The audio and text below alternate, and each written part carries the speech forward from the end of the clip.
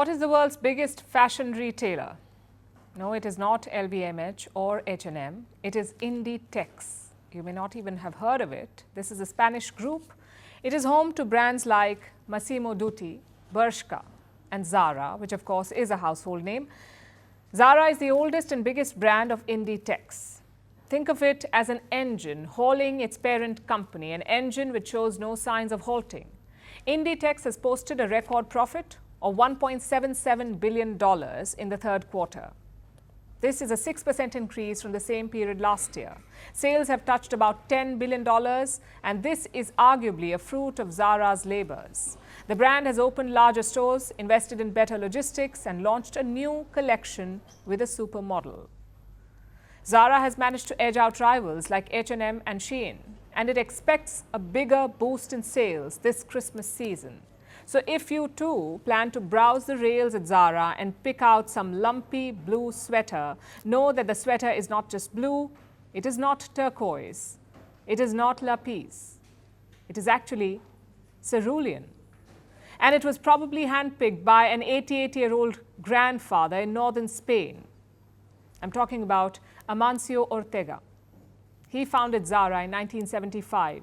In 2011, he stepped down as the CEO, but he has not given up work. He still visits the Inditex headquarters almost every day in the same coastal Spanish town where he grew up, where his family struggled to make ends meet, where he, the son of a railway worker, left school, went to work in a shirt shop, and finally launched Zara.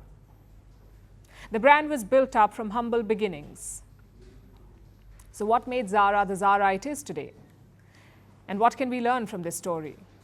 4 things. The first and the biggest is insight.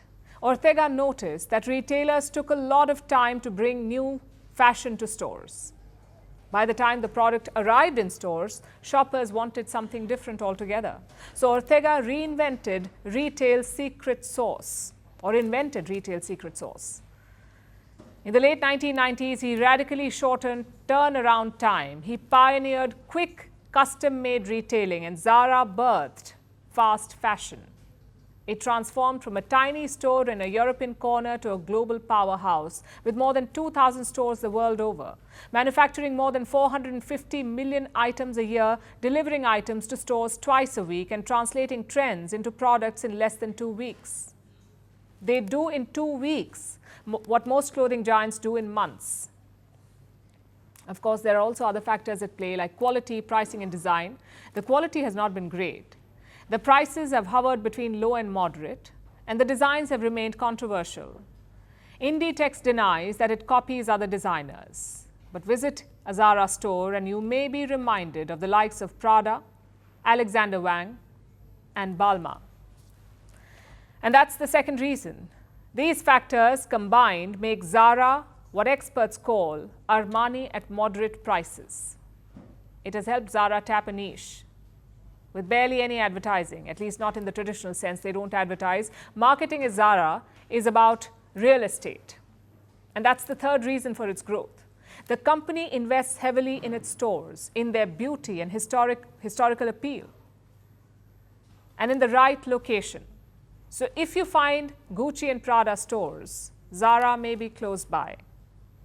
Which brings us to the final point, the brand's secret weapon, information harvesting.